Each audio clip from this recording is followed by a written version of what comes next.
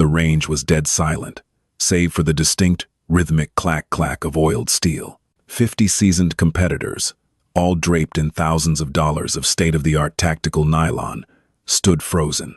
They had spent the morning snickering at the old man in the faded flannel. They had laughed at the worn wooden stock of his lever-action rifle, a relic that looked like it belonged above a fireplace, not on a modern competitive firing line. But as the final steel plate rang out at 600 yards struck dead center, the laughter died in their throats. He hadn't just beaten their split times. With iron sights and a lever, he had humiliated every carbon fiber, semi-automatic rig on the field. This wasn't a fluke, it was a lesson. The Blackwood Valley Tactical Invitational was not a match for amateurs, weekend plinkers, or hobbyists. Nestled deep in the rugged, pine-choked mountains of northern Idaho, it was a grueling, unforgiving gauntlet designed to test the absolute limits of modern ballistics and human endurance. The entry fee alone was enough to make a working man wince, and the gear required to even stand a chance at the podium usually ran into the 5 figures. On this crisp October morning, the parking lot was a showroom of matte black luxury trucks, imported SUVs, and customized off-road vehicles. Competitors milled around the tailgate of their rigs, pulling weapons from foam-lined Pelican cases that looked more like they held aerospace equipment than firearms. The air smelled of expensive gun oil, fresh coffee, and the sharp tang of competitive adrenaline. Men and women in matching sponsored jerseys, their legs wrapped in Kydex holsters and chest rigs bristling with polymer magazines, spoke in hushed, serious tones about ballistic coefficients, wind drift algorithms, and half-MOA groupings. Into this sea of elite, hyper-modern precision rolled a heavily dented, rust-flecked 1988 Ford F-150. Its engine sputtered and coughed before finally dying with a tired rattle as it slotted into a parking space between a pristine Mercedes G-Wagon and a lifted Toyota Tundra. The heavy steel door groaned open, and out stepped Clifford Hastings. Clifford did not look like a sponsored shooter. He was 71 years old, his face weathered and creased like an old topographic map. He wore a faded red and black buffalo plaid jacket, heavily broken-in denim jeans, and leather boots that had clearly seen decades of hard labor. His hair was a stark, cropped white beneath a worn canvas cap. He moved with a slow, deliberate stiffness, the kind earned through years of carrying too much weight over unforgiving terrain, first in the jungles of Southeast Asia, and later on the logging trails of the Pacific Northwest. He walked to the bed of his truck, pulling back a heavy canvas tarp to reveal a scarred leather scabbard. A few yards away, Spencer Collins was holding court. Spencer was 28, built like a fitness model, and arguably the most technically proficient shooter on the regional circuit. He was sponsored by 3 different tactical gear companies. His jersey, a billboard of logos. He held a custom-built, semi-automatic AR-10 platform, chambered in 6.5 Creedmoor, sporting a scope that cost more than Clifford's entire truck. Spencer paused mid-sentence as Clifford slid his rifle from the leather scabbard. It was a Browning BLR, chambered in the old reliable 308 Winchester. The walnut stock was battered, deeply scratched, and worn smooth at the grip from years of handling. The bluing on the barrel had long since faded into a dull grayish patina. Most shockingly to the gathered crowd of tactical elite, the rifle had no optic, no red dot, no magnified scope, just a heavy set of aftermarket Skinner peep sights, a lever-action rifle. A ripple of suppressed laughter worked its way through Spencer's entourage. "Hey, Pop," Spencer called out, his voice dripping with loud, theatrical concern. He slung his state-of-the-art rifle over his shoulder and sauntered over, his custom cleats crunching on the gravel. "I think you took a wrong turn at the interstate. The cowboy action shooting match is 2 towns over in Silver Creek. You're at Blackwood." Clifford didn't look up immediately. He finished wiping down the receiver of the Browning with an oil-stained rag, his hands moving with quiet reverence. Only when the rifle was securely tucked under his arm did he turn to face the younger man. His eyes, a pale, washed-out blue, were calm, completely, unnervingly calm. "I know exactly where I am, son," Clifford said. His voice was gravelly, quiet, but it carried effortlessly in the cold mountain air. Spencer chuckled, looking back at his friends, inviting them into the joke. Look, man, I'm just trying to save you some embarrassment. This isn't a deer hunt from a blind. We're shooting dynamic stages, moving targets at 400 yards, timed barricade drills. That lever gun is going to get you laughed off the line, assuming you don't time out on the very first stage. A gun only shoots as fast as the man holding it, Clifford replied softly. He didn't offer a smile, nor did he puff out his chest in defense. He simply stated a fact, as if observing the weather. He walked past Spencer, the younger man's mocking smile faltering slightly at the sheer lack of reaction. Clifford made his way toward the registration tent, the heavy boots striking the dirt with a measured, rhythmic cadence. Behind him, the whispers grew louder. They were betting on how fast he would quit. They were mocking his age, his gear, his arrogance. Clifford heard every word. He just didn't care. Inside the sprawling canvas registration tent, the heat from a portable propane heater fought back the mountain chill. At a folding table stacked with waiver forms and stage schematics sat Gordon Russo, the rangemaster. Gordon was a serious, squared-away man in his late 50s, a former law enforcement precision rifle instructor who treated the Blackwood Invitational as if it were a military operation. When Clifford stepped up to the table and laid his weathered driver's license down next to a stack of crumpled $50 bills, Gordon sighed. He looked from the money to the old man, and then to the archaic lever-action rifle resting against Clifford's leg. "Mr. Hastings," Gordon said, keeping his tone respectful but firm, "I saw you pull in. I'm going to shoot straight with you. This match is extremely demanding. The par times are tight. We have targets out to 600 yards, some of them partially obscured, and you're running iron sights on a hunting rifle." "Peep sights," Clifford corrected gently, "and it shoots. 308. It'll reach 600 just fine if you know your holdovers." Gordon leaned forward, lowering his voice, so the line of snickering competitors behind Clifford couldn't hear. "It's not just the distance, Clifford. It's the volume of fire. You have to engage multiple targets, transition rapidly, reload on the clock. The guys you're up against are running 20-round magazines and competition triggers. You have a 4-round box mag and a lever. You are mathematically at a severe disadvantage." "I read the rule book online, Mr. Russo," Clifford said, his eyes locking onto Gordon's. "Rule 4, Section B. Any centerfire rifle caliber between 223 and 300. Winchester Magnum is permitted. Action types are unrestricted, provided they meet safety protocols. I brought a 308. It's safe. I have the entry fee. Am I disqualified before I shoot?" Gordon studied the older man's face. He saw the deep lines of hardship, but underneath them, a bedrock of unyielding resolve. Gordon had seen a lot of shooters over the years. He knew the difference between a foolish amateur out of his depth and a man who knew exactly what he was walking into. Clifford's eyes belonged to the latter. "You aren't disqualified," Gordon said softly, scooping up the crumpled bills. "But I have to ask, why are you putting yourself through this? The prize purse is $25,000. Yes, but no one walks in off the street with a lever gun and takes it. Why are you really here?" Clifford looked out the open flap of the tent. Across the staging area, he could see Spencer Collins posing for a photo with his team, laughing loudly, acting as if he owned the mountain. "My local VFW post," Clifford said, his voice dropping to a low, tight frequency. "The bank is foreclosing on the building next month. It's the only place in 3 counties where the old boys have a place to go. Guys who came back from places nobody wants to talk about. Guys who need a quiet room. The property was bought by a development firm, Collins Real Estate." Gordon's eyes widened slightly in recognition. Spencer Collins. His father owned the firm. "That kid out there," Clifford continued, "treats this range like a playground. He treats the rifle like a toy to get likes on the internet. He doesn't know what it means to rely on a piece of steel to keep your brothers breathing. He doesn't respect the discipline. If I win that purse, I buy the VFW building outright. If I don't, at least I remind these kids that technology doesn't replace the shooter." Gordon was silent for a long moment. He slowly handed Clifford his competitor badge. "Number 42.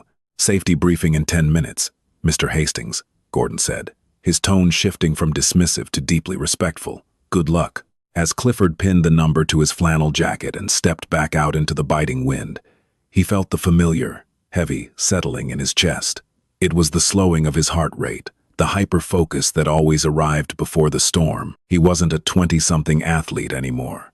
His knees ached, his lower back was a constant dull roar of pain, and his eyesight wasn't what it was in 1973. But he had something they didn't. He didn't need to look through a glass scope to see his target. He felt the geometry of the shot in his bones. Stage 1 was known affectionately as the gauntlet. It was designed to immediately weed out the weak. Shooters started 50 yards from a barricade.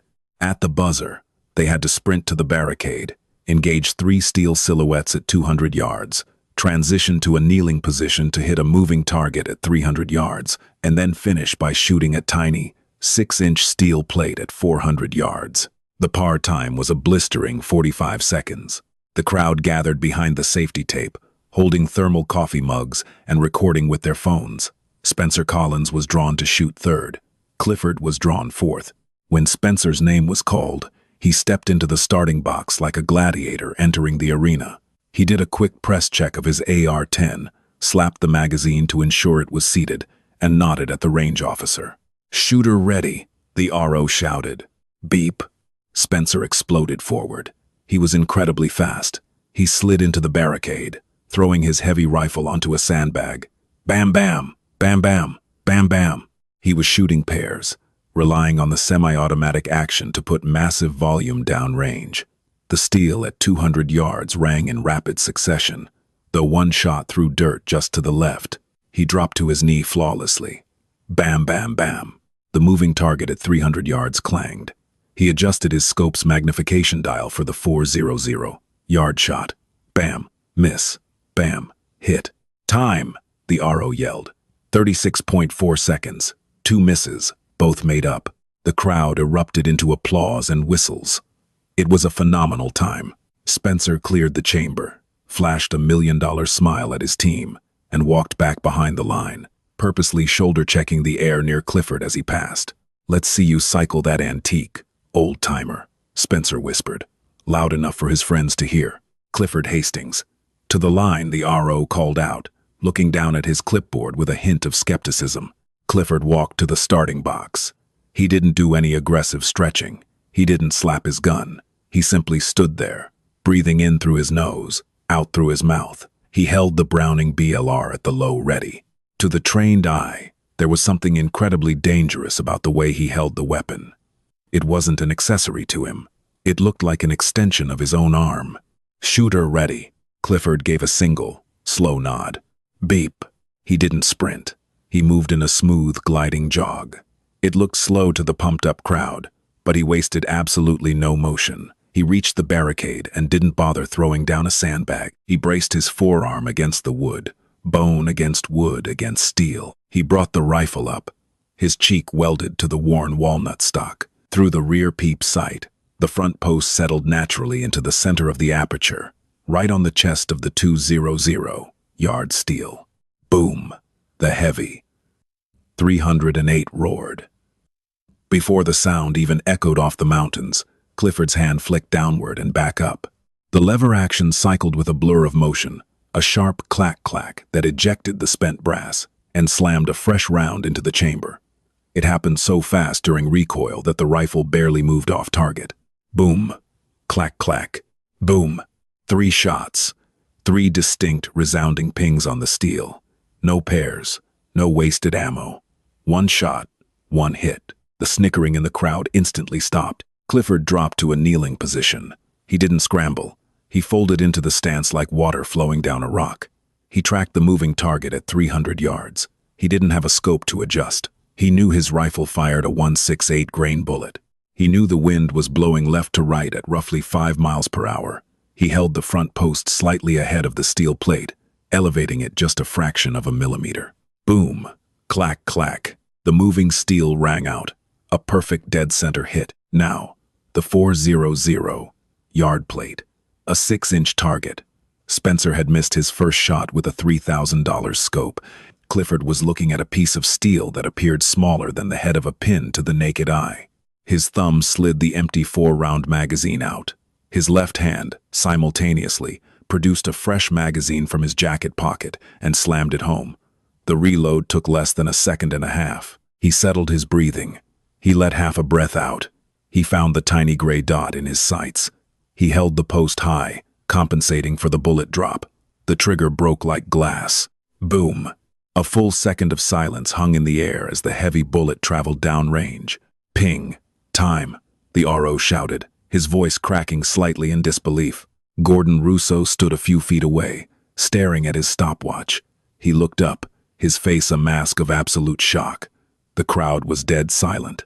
Spencer Collins had stopped walking and was staring at the line, his jaw slightly unhinged. Time, the RO repeated, looking at his own timer to make sure it wasn't broken. 32.1 seconds. 0 misses. Stage clear. Clifford lowered the rifle. He calmly opened the action, caught the ejected live round in midair, and placed an empty chamber flag into the gun. He didn't smile. He didn't look at the crowd. He picked up his spent brass because a handloader always saves his brass and walked quietly back to his truck to prepare for stage 2. The silence he left in his wake was deafening. The relic had just drawn first blood. By noon, the Blackwood Valley Tactical Invitational had transformed from a high society shooting exhibition into a tense, hushed spectacle. The leaderboard, a digital screen mounted on the side of Gordon Russo's command trailer, showed a reality that none of the competitors had prepared for. Spencer Collins was in first place. Clifford Hastings was trailing him by a mere 2.5 seconds. The murmurs sweeping through the competitor camp were no longer mocking. They were frantic. Men who had spent $10,000 on custom bolt-action rigs with trigger pulls lighter than a feather were standing in groups, watching the old man sitting on the tailgate of his rusted Ford, quietly eating a sandwich wrapped in wax paper. Stage 4 was called The Ridge. It was the long-range qualifier, designed to test the ballistic limits of the cartridges and the wind-reading abilities of the shooters. The targets were positioned across a sweeping canyon at 600, 800, and 950 yards. The canyon was notorious for its treacherous, swirling updrafts. Spencer Collins and his spotter, a hyper-intense guy named Wyatt who wore wraparound sunglasses and a headset, set up on the firing line. Wyatt held a Kestrel weather meter high in the air, watching the digital readout. Wind is full value, left to right, Wyatt reported, punching numbers into a ballistic calculator on a ruggedized tablet. 7 miles an hour at the muzzle, bumping to 12 out past the draw. Density altitude is at 4,000 feet. For the 950 plate, you need to dial up 28.4 MOA and hold right 1.2 mils. Spencer adjusted the heavy knurled turrets on his German-engineered Schmidt and Bender optic. He settled in behind the 6.5 Creedmoor, breathed out, and sent the round. Crack. The bullet sailed across the canyon. Impact. Wyatt called out flatly. Spencer moved through the targets methodically. The technology did the heavy lifting. The Kestrel read the wind. The tablet did the trigonometry. The scope adjusted the crosshairs, and Spencer just had to pull the trigger. He finished the stage with a clean sweep, racking the bolt of his rifle with an arrogant flourish. He walked off the line, chest puffed out, a smug grin plastered across his face. He deliberately locked eyes with Clifford. "Technology, old man," Spencer called out loudly. "You can't outshoot a microchip with a piece of firewood." Clifford finished the last bite of his sandwich. He wiped his hands on a rag, picked up the Browning BLR, and walked to the line. He had no spotter. He had no weather meter. He had no iPad. Gordon Russo stood behind him, holding the shot timer. Gordon's face was unreadable, but his eyes were sharp, watching Clifford's every move. "Shooter ready?" Gordon asked. Clifford nodded. Beep. Clifford dropped to a prone position on the shooting mat. The 600 yard target was first. He looked through the iron peep sights. He didn't look at the target right away. Instead, he looked at the tall, dry yellow grass swaying halfway across the canyon. He watched the way the tips of the pine trees bent on the far ridge. He looked at the mirage, the heat waves rising off the rocky ground, watching them ripple diagonally, estimating the exact velocity of the invisible river of air between him and the steel. It was a skill he hadn't learned in a weekend seminar. He had learned it in the sweltering, humid air of the central highlands of Vietnam, specifically near Dak Tu in 1967. Back then, a missed wind call didn't mean losing a trophy. It meant a mortar team on the opposing ridge got to drop rounds on his platoon. The math of survival was burned into his nervous system. He loaded a heavy 175 grain Sierra Match King bullet into the chamber. He aimed at the 600-yard steel, shifting his front post entirely off the target, aiming at the empty air to the left. He was calculating the wind drift purely by instinct and experience. Boom. Clack, clack. Bing. The crowd let out a collective gasp.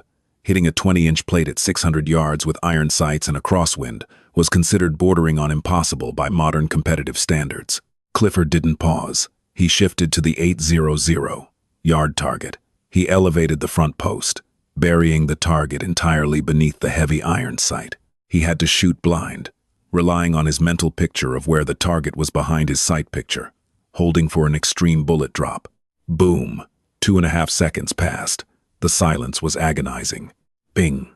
Gordon Russo lowered his stopwatch slightly, his mouth falling open. Hit, he whispered.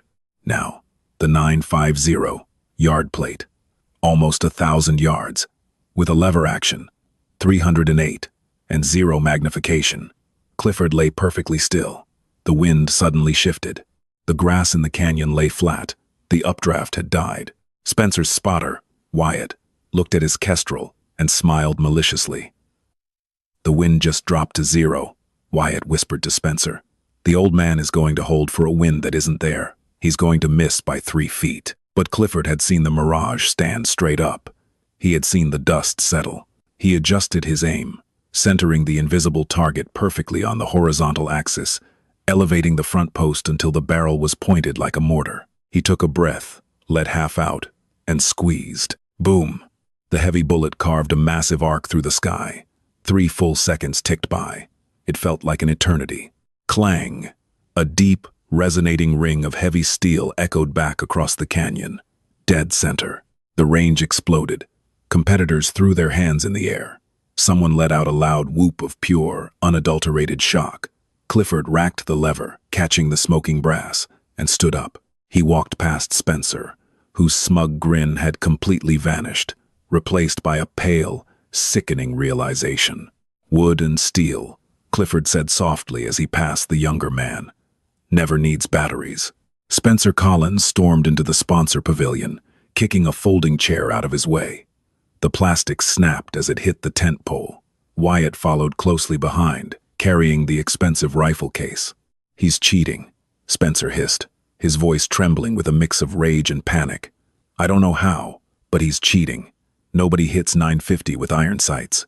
It's physically impossible. The front post covers the entire target at that distance. You're just guessing." "It's not a guess if you know your holds, Spence," Wyatt said nervously. "The old guy is dialed in. He's a machine. If he shoots clean on the obstacle stage, he takes the lead." Spencer grabbed Wyatt by the collar of his sponsored jersey. "Listen to me," Spencer snarled, the polished, camera-friendly veneer completely gone. "My dad's firm has already finalized the zoning permits for that VFW lot. If I don't walk away with that 25 grand to pay off the final lien, the bank forecloses, but the town council will block the commercial rezoning if the old veterans raise a stink with the prize money. I cannot lose to a geriatric cowboy. Do you understand me? Make sure he doesn't shoot clean."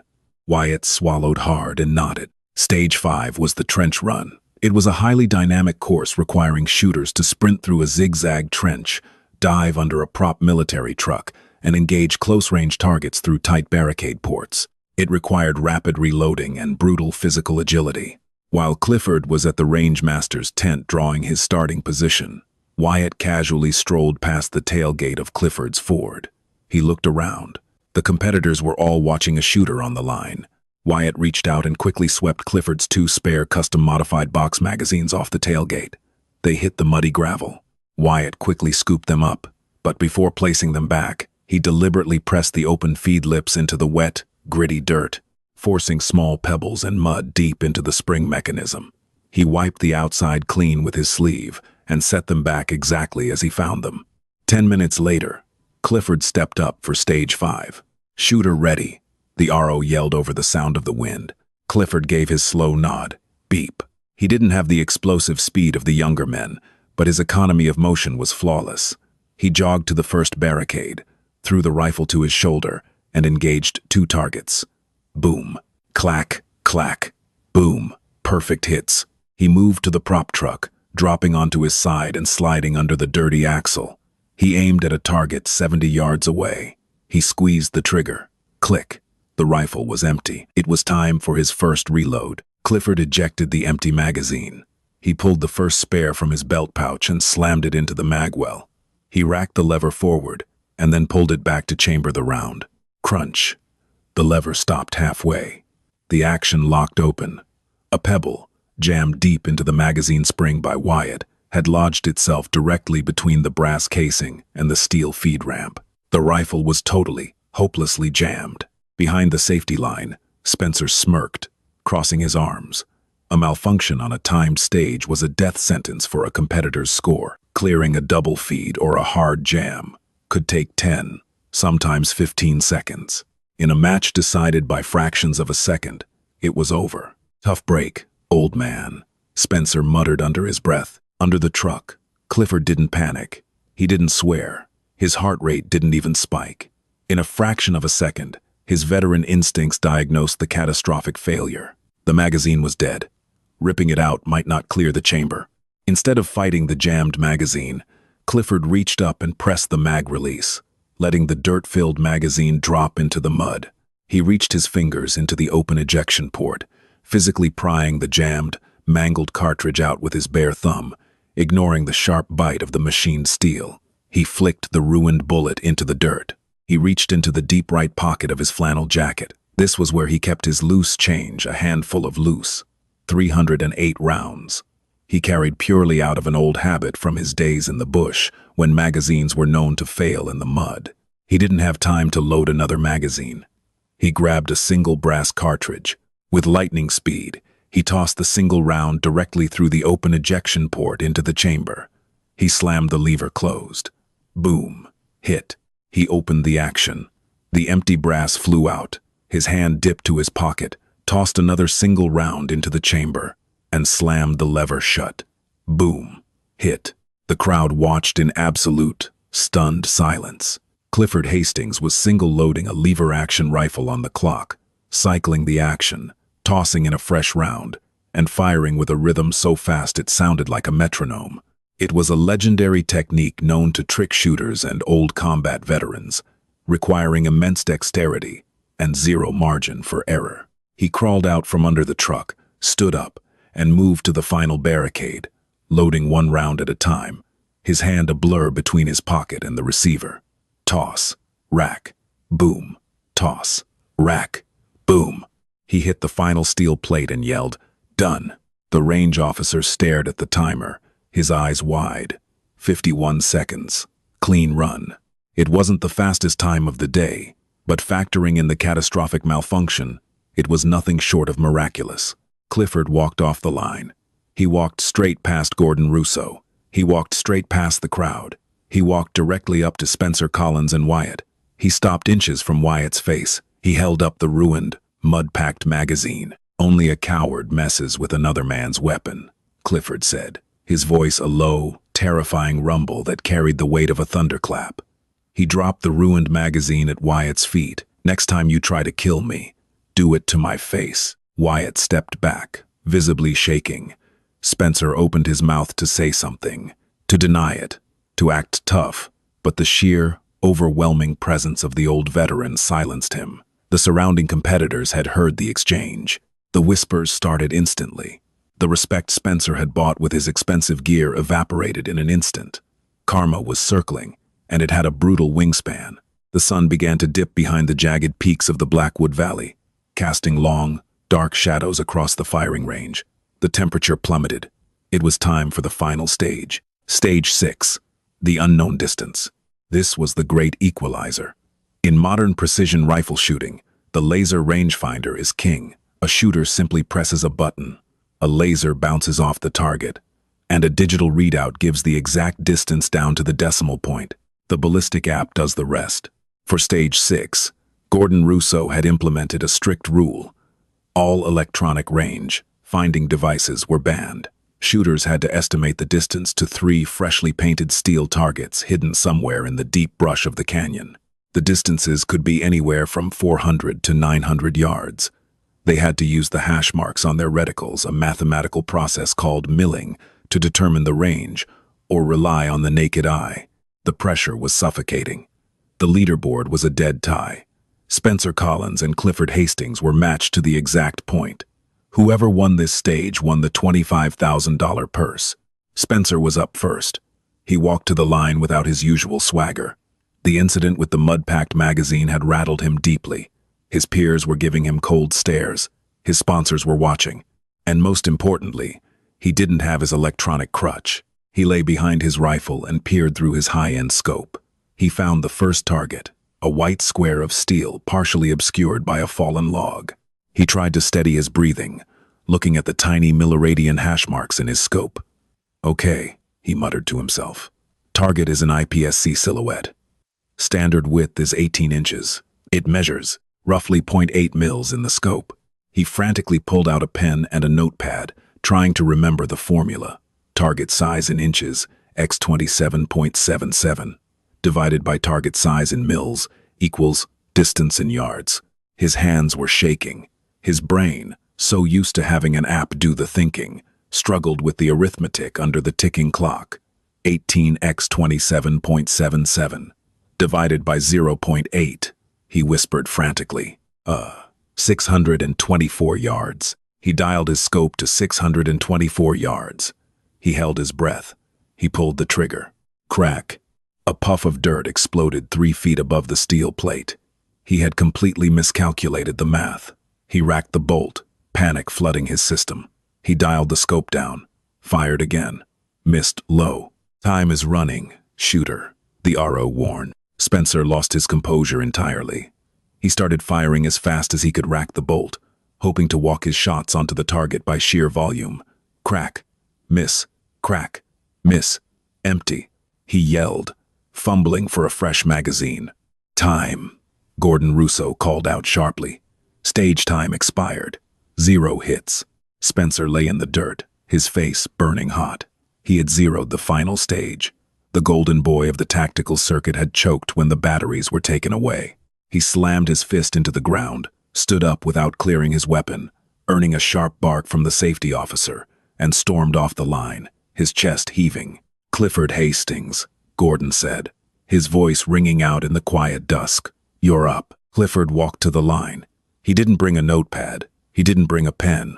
He laid down his shooting mat and rested the old Browning BLR on his worn canvas sandbag. "Shooter ready?" Clifford gave his slow nod.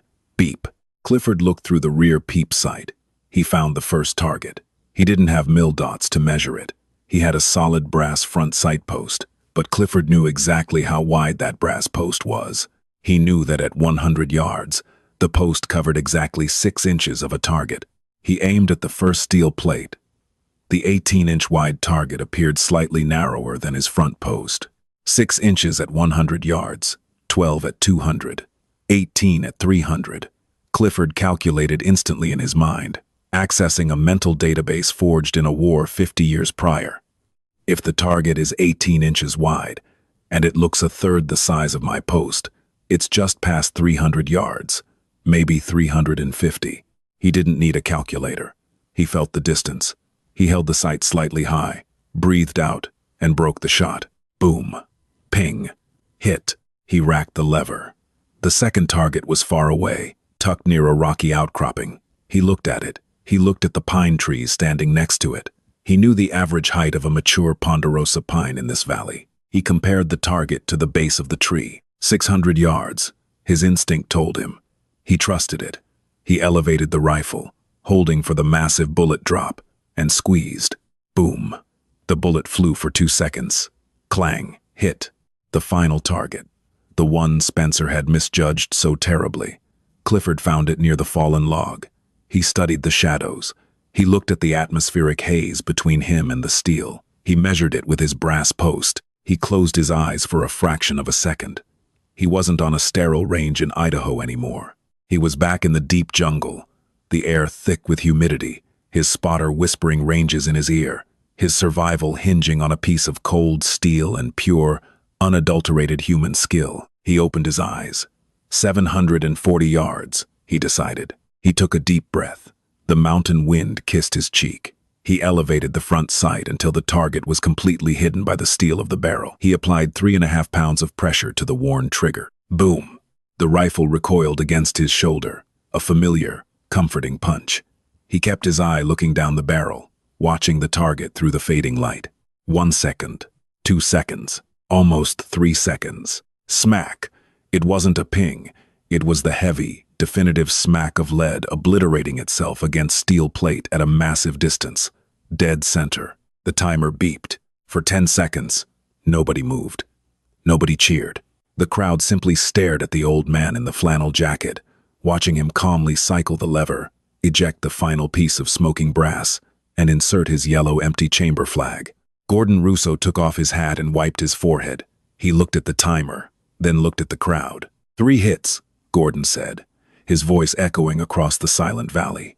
Clean run. Clifford Hastings is the champion of the Blackwood Invitational. The cheer that erupted didn't sound like a golf clap or polite applause. It was a roar. The competitors, the hardened tactical shooters who had mocked him that morning, were screaming his name. They were throwing their expensive hats in the air. Clifford stood up. He slung the old lever-action rifle over his shoulder. He looked through the crowd and locked eyes with Spencer Collins, who was standing by his truck, looking like a ghost. Clifford didn't gloat. He didn't shout.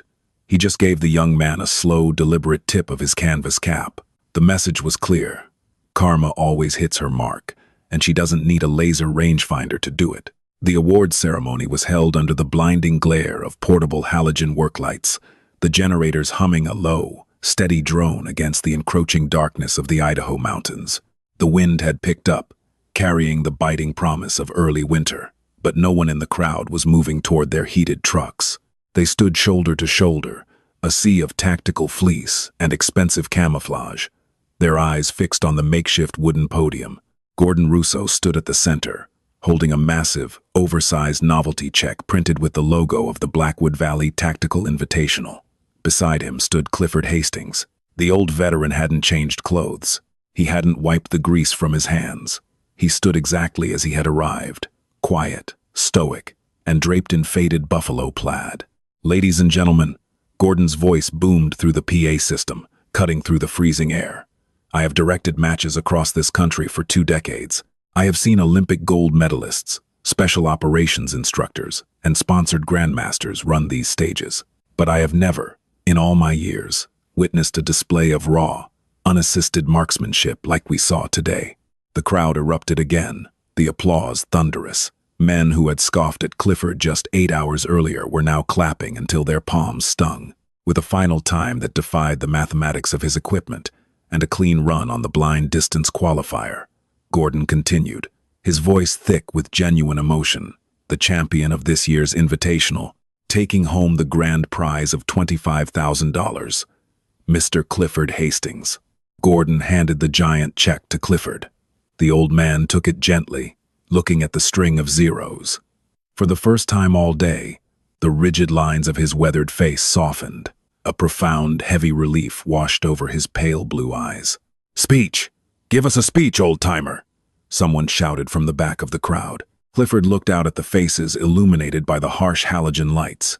He stepped up to the microphone. He didn't tap it. He just leaned in. "I appreciate the hospitality," Clifford said, his voice gravelly and low, echoing off the distant tree line.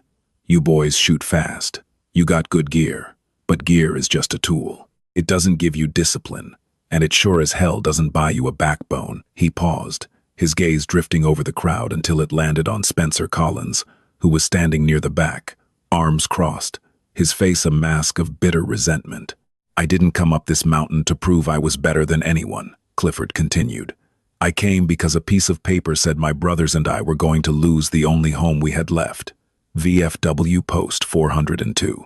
The bank called the note, and a real estate firm was waiting to pave over 70 years of history to build a strip mall. This money pays that note. It keeps the doors open for men who gave pieces of their souls, so you could all stand out here today and shoot for sport." The silence that fell over the range was absolute. The weight of his words settled over the younger competitors like a heavy blanket. They suddenly realized this hadn't been a game to the old man. It had been a rescue mission.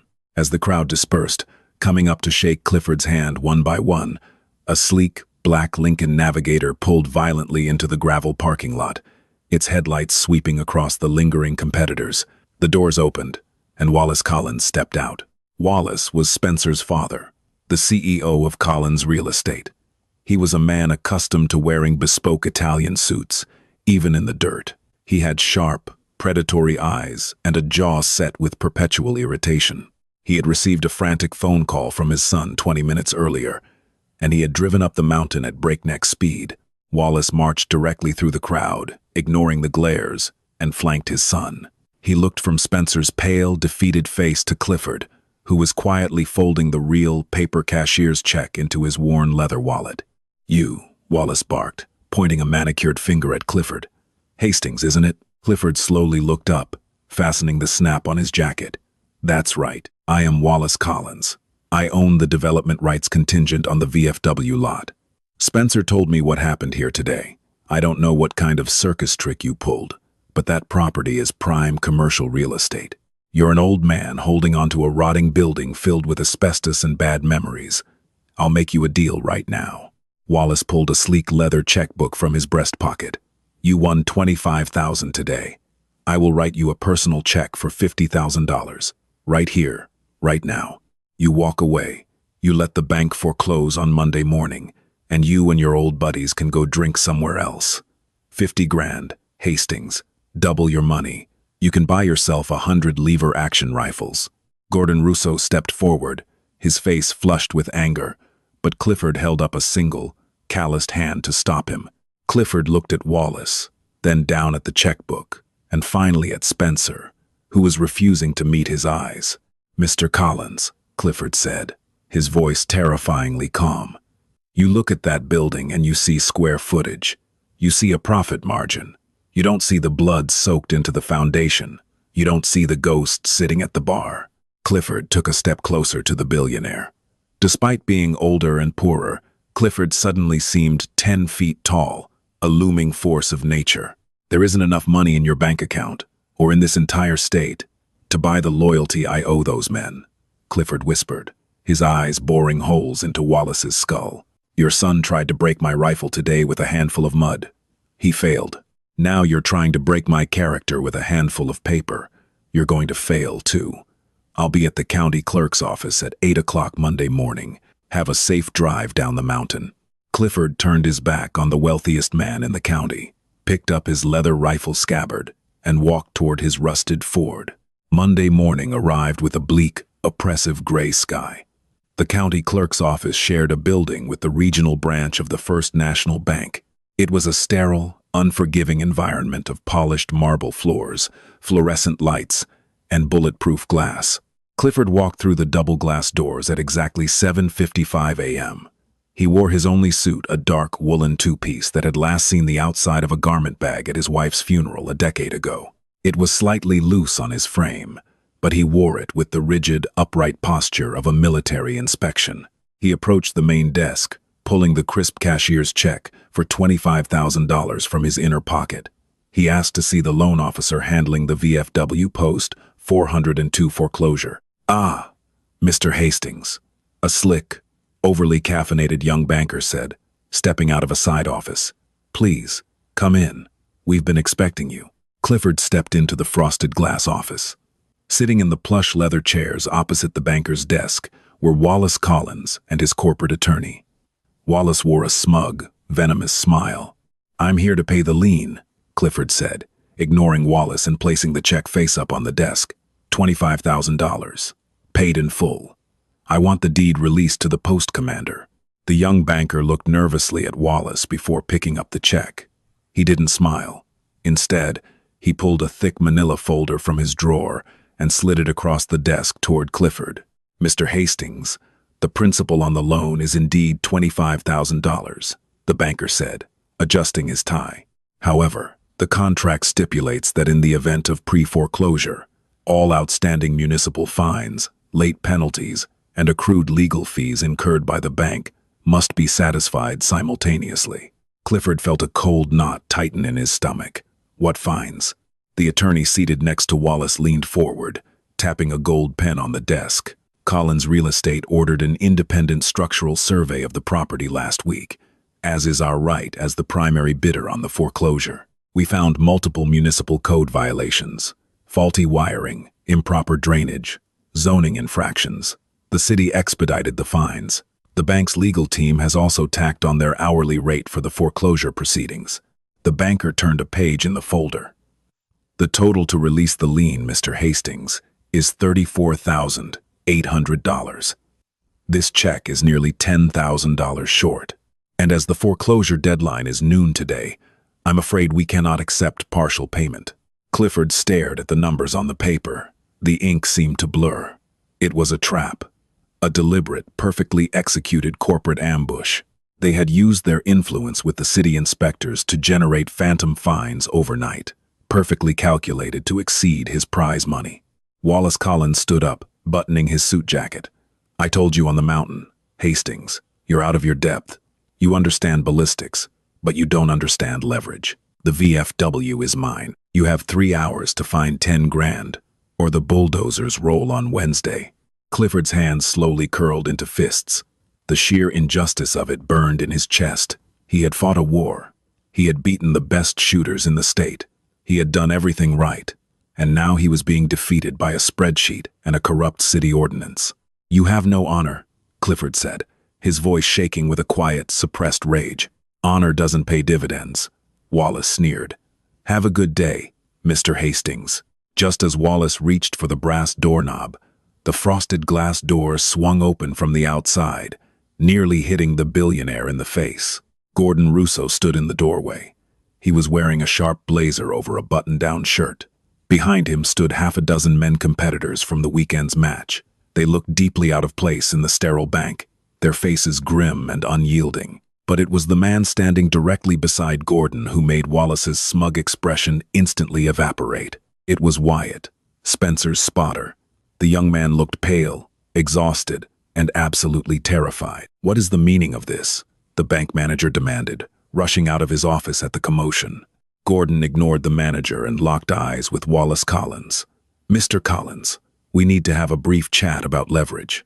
Gordon stepped into the room, pulling a digital audio recorder from his pocket and setting it firmly on the banker's desk, right next to Clifford's check. Your son, Spencer, is a sore loser, Gordon said, his voice carrying the authoritative bark of a former law enforcement officer. But worse than that, he's a criminal. On Saturday, during stage 5 of my match, he instructed his spotter here to sabotage Mr. Hastings' equipment. He ordered Wyatt to pack Mr. Hastings' magazines with mud and rocks, hoping to cause a catastrophic malfunction. In the firearms community, tampering with a competitor's loaded weapon isn't just cheating. It's reckless endangerment. It's a felony. Wallace's face turned the color of wet ash. That's a lie. It's an absurd accusation. Gordon pressed the play button on the recorder. Wyatt's shaky voice filled the room, giving a full, sworn statement detailing exactly what Spencer had ordered him to do, including the threat to cut Wyatt off from his sponsorships if he didn't comply. Gordon stopped the recording. I have sworn affidavits from 3 other competitors who overheard Spencer making the threat. I have the ruined magazine sitting in an evidence bag in my truck, complete with Wyatt's fingerprints on the brass casings. The corporate attorney suddenly looked extremely uncomfortable, inching his chair away from Wallace. What do you want? Wallace hissed, his composure entirely shattered. You want money? You want a settlement? I don't want a dime of your dirty money, Gordon said coldly. He looked at Clifford, a deep smile forming in the corners of his eyes. I want you to fix this. Gordon picked up the manila folder containing the fabricated city fines and tossed it onto Wallace's chest. You are going to write a check to this bank for $9,800 to cover these bogus administrative fees. You are going to do it right now. If you don't, I walk out of here and hand this recording to the state police. I hand it to the athletic commission, and then I hand it to the local news. Your son will go to prison for tampering, and your real estate firm's stock will tank before lunchtime when the public finds out you tried to steal a veterans hall through sabotage. Wallace stood frozen, his chest heaving. He looked at the attorney, silently pleading for a loophole, but the lawyer just shook his head. They were cornered. A perfect, inescapable checkmate. With a trembling hand, Wallace reached into his pocket and pulled out the same leather checkbook he had flaunted on the mountain. He hastily scribbled out the amount, signed his name with a vicious slash of ink, and threw the check onto the desk next to Clifford's. "The deed," Gordon demanded, looking at the banker. The banker, sweating profusely, rapidly typed on his keyboard, printed a heavy, watermarked document, and stamped it with the official bank seal. He slid it across the desk to Clifford. "Paid in full," the banker squeaked. "The lien is released." Clifford picked up the deed. The paper felt heavier than the rifle he had carried all weekend. He looked at Gordon, and for the first time, a genuine, warm smile broke across his weathered face. "Thank you, Gordon," Clifford said softly. "No, Clifford," Gordon replied, clapping a heavy hand on the old man's shoulder. "Thank you for reminding us what a real marksman looks like."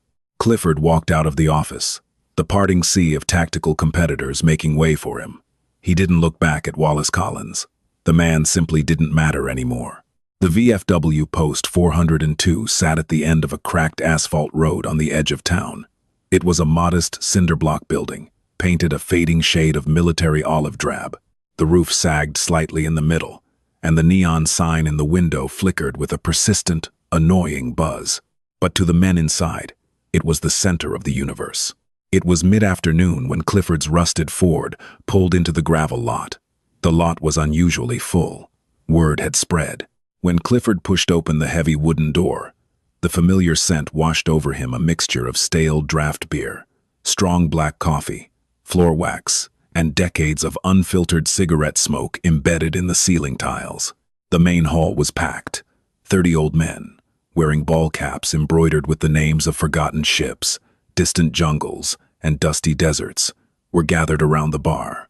Among them were Frank, a double amputee who had lost his legs in the Tet Offensive, and Lewis, a quiet man who had served in the freezing mountains of Korea. The low murmur of conversation instantly died as Clifford walked in. He didn't say a word. He walked straight past the bar, his heavy boots echoing on the linoleum floor. He walked up to the cork bulletin board near the pool table, a board usually reserved for notices about VA hospital shuttles and funeral arrangements. Clifford reached into his jacket pocket, pulled out the heavy, watermarked deed, and pinned it dead center on the board. Frank wheeled his chair closer, adjusting his thick glasses. He read the stamped text, "Paid in full, free, and clear." Frank looked up, his eyes welling with tears. He looked at Clifford, his voice cracking. "You did it, Cliff. You actually did it." The room erupted. It wasn't the roaring, ego-driven cheer of the tactical range. It was a deep, soulful cheer from men who had spent their entire lives losing things, friends, youth, health, and had finally won something back. Lewis limped over, grabbing Clifford in a fierce, crushing hug. Someone turned on the old jukebox, and the scratchy, familiar voice of Johnny Cash filled the room. The bartender started pulling pints of beer, sliding them down the polished mahogany bar as fast as he could. Clifford found himself a quiet stool at the far end of the bar. He accepted a glass of amber liquid, raising it in a silent toast to the framed photographs of young men in uniform, hanging on the wall behind the register, the ones who hadn't made it back to sit on these stools. As the celebration raged around him, the door to the VFW opened again. It was Gordon Russo. He stepped inside, looking slightly out of place in his sharp blazer among the denim and flannel, but he took his hat off respectfully as he crossed the threshold. He carried a long, rectangular package wrapped in brown, heavy-duty paper. He walked over to Clifford and laid the package on the bar. "I thought you might want this back," Gordon said. Clifford untied the twine and pulled away the paper. It was his leather scabbard, containing the Browning BLR. He had left it in Gordon's command trailer in the chaos of the award ceremony. Clifford pulled the rifle out. The worn walnut stock felt like an old friend in his hands. The blued steel, faded to a dull gray, was cold to the touch. "You know," Gordon said, leaning against the bar, "I had 3 different gear sponsors call me this morning. They want to know what kind of custom barrel you're running. They want to know what trigger you have installed. They want to send you free scopes." Clifford chuckled, a low, rumbling sound. "Tell them it's a factory barrel from 1982. Tell them the trigger is whatever God in the Browning factory gave it. And tell them I don't need a scope to see what's right in front of me.